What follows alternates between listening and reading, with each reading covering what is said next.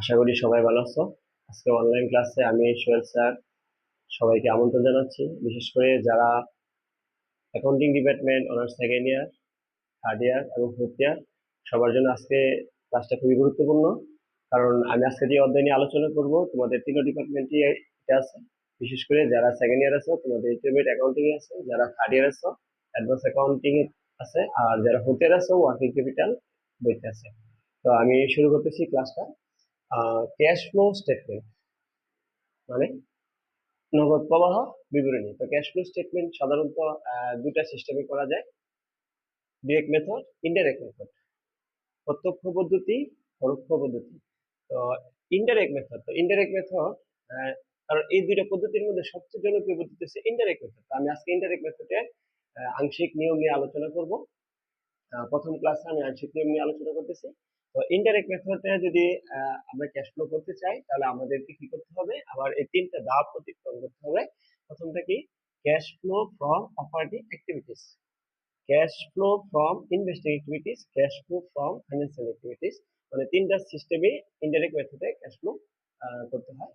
তো আমি শুরু করতেছি। তো আজকে আমি cash flow from operating activities মানে পরিচালন কার্যক্রম থেকে নগদ প্রবাহ, এটা কিভাবে করা যায় অনেক সুন্দর এবং ইজি করে আমি একটা রুলস এখানে লিখেছি। আমি আমার মতো করে লিখেছি, আমি দেখছি যে এইভাবে লিখলে আমার স্টুডেন্টরা অনেক সুন্দরভাবে অঙ্কগুলি করতে পারে। তো cash flow from operating activities, এটার মধ্যে যে বিষয়গুলি আসবে অ্যাকাউন্টস রিসিভেবল, অ্যাকাউন্টস পেয়েবল। আমি একটু সংক্ষেপে লিখছি, আমি আবার বলি: accounts receivable, accounts payable, merchandise inventory, prepaid expense, accrued expense, depreciation expense, gain বা loss on sales of asset, amortization expense।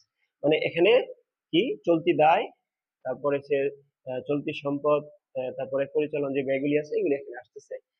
তো এখানে কিভাবে ক্যাশ ফ্লোতে আমরা কিভাবে কাজ করব সে বিষয়টা দেখো। আমি এখানে লিখছি যে চলতি সম্পদ বাড়লে বিয়োগ আর কমলে যোগ। মানে আমরা যখন নগদ প্রবাহ করবো তখন দেখবো যে আমাদের নগদ প্রবাহ মানিয়েছে, ক্যাশ ফ্লো মানিয়েছে নগদ প্রবাহ। সেটা কি? যে আমার নগদ টাকা আসতেছে না যাচ্ছে, এই বিষয়টা আমাদের মাথায় রাখতে হবে। যদি চলতি সম্পদ বাড়ে মানে বাড়লে তখন কিন্তু বিয়োগ হবে ক্যাশ ফ্লো। কেন বিয়োগ হবে আমি এখানে একটা ছোটখাটো একটা এক্সাম্পল দেখাইছি। যেমন অ্যাকাউন্ট রিসিভেবল, এটা চলতি সম্পদ। তো 2024 সালে দেনাদার, আমি দেনাদার মানে কি প্রাপ্য বিল, প্রাপ্য হিসাব, উনি আমার কাছে আমি ওনার কাছে 30,000 টাকা মানে পাইতাম। তো এখন 2025 সালে এসে আমি ওনার কাছে 50,000 টাকা পাই। তার মানে অ্যাকাউন্ট রিসিভেবল কিন্তু বেড়ে গেছে। মানে উনি আমাকে টাকা তো দেয়ই না, উল্টা আমার কাছ থেকে আর সেবা নিয়ে গেছে। তার মানে আমার নগদ টাকা কিন্তু এখানে 20,000 টাকা কমে গেছে। কারণ কি? দেনাদার কিন্তু বেড়ে গেছে, কারণ আমাকে নগদ টাকা না দিয়ে উনি আরো সেবা নিয়ে নিয়েছে। তো এই কারণে চলতি সম্পদ বাড়লে কি হবে? বিয়োগ হবে। আর যদি কমে, কমটা কিরকম?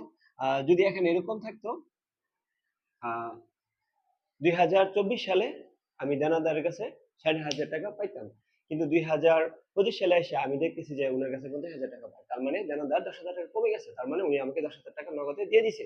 আর আমার কাছে যদি উনি নগদে টাকা দিয়ে দেয় তাহলে কিন্তু আমার নগদ টাকা বাড়বে, মানে আমার ক্যাশ ফ্লো বাড়বে, মানে ক্যাশ ফ্লোতে যোগ হবে। ঠিক চলতি দায় বাড়লে যোগ আর কমলে বিয়োগ। দায়ের ক্ষেত্রে আমরা দেখবো যে 2024 সালে অ্যাকাউন্টস পেবল আমার কাছে টাকা পাইতো, মানে পাওনাদার 50,000 টাকা। কিন্তু 2025 সালে এসে পাওনাদার আমার কাছে টাকা পায় 60,000, 60,000 টাকা। তার মানে আমি উল্টা পাওনাদারকে টাকা না দিয়ে ওনার কাছ থেকে আমি আরো সেবা নিয়ে নিছি, মানে 10,000 টাকার পণ্য আমি ওনার কাছ থেকে ক্রয় করছি। বাকিতে আমি উনার কাছ থেকে আমি সেবা নিয়ে নিছি। তো আমি কিন্তু আমার টাকা দেই না। যদি আমি উনাকে নগদ টাকা দিতাম তাহলে কিন্তু এখানে কমে যেত। যেহেতু আমি উনার কাছ থেকে উনার সেবা নিছি, মানে আমি টাকা দেই না, তার মানে আমার কাছে নগদ টাকাটা রয়ে গেছে। তার মানে চলতি দায় বাড়লে কি যোগ, এই কারণে ক্যাশ ফ্লোতে কি হবে? এটা যোগ হবে। আবার যদি এরকম হইতো যে পাওনাদার আমার কাছে 2024 সালে মানে আহ, গত বছর বা বিগত বছরে উনি আমার কাছে 90,000 টাকা আমার পাওনা ছিল, কিন্তু এখন দেখা যায় মানে আমার কাছে পাইতো, এখন দেখা যায় উনি আমার কাছে 2025 সালে এসে 60,000 টাকা উনি আমার কাছে পায়। তার মানে 30,000 টাকা কমে গেছে। তার মানে আমি ওনাকে কি করছি, ওনার পাওনা আমি 30,000 টাকা দিয়ে দিছি। তার মানে আমার কাছ থেকে ক্যাশটাকে কি চলে গেছে। তো এখানে কি বলছি যে চলতি দায় যদি কমলে কি হবে? বিয়োগ হবে, মানে আমার নগদ টাকা কি চলে গেছে এবং আমার ক্যাশ ফ্লো থেকে এটা কি বিয়োগ হবে। পাশাপাশি আমি আরো কিছু লিখেছি: depreciation expense, amortization expense, loss on sale of assets থাকলে কি হবে? যোগ হবে, মানে এইগুলি ফিক্সড, এগুলি থাকলে কি যোগ করতে হবে ক্যাশ ফ্লোর মধ্যে। তারপরে gain on sales of assets থাকলে কি হবে, বিয়োগ হবে, মানে এটা কি বিয়োগ হবে। তো জাস্ট আমরা যদি এই নিয়মগুলি শিখি তাহলে cash flow from operating activities এর মধ্যে আমরা ক্যাশ ফ্লোর মধ্যে আমরা এই কাজটাকে সুন্দরভাবে কমপ্লিট করতে পারবো।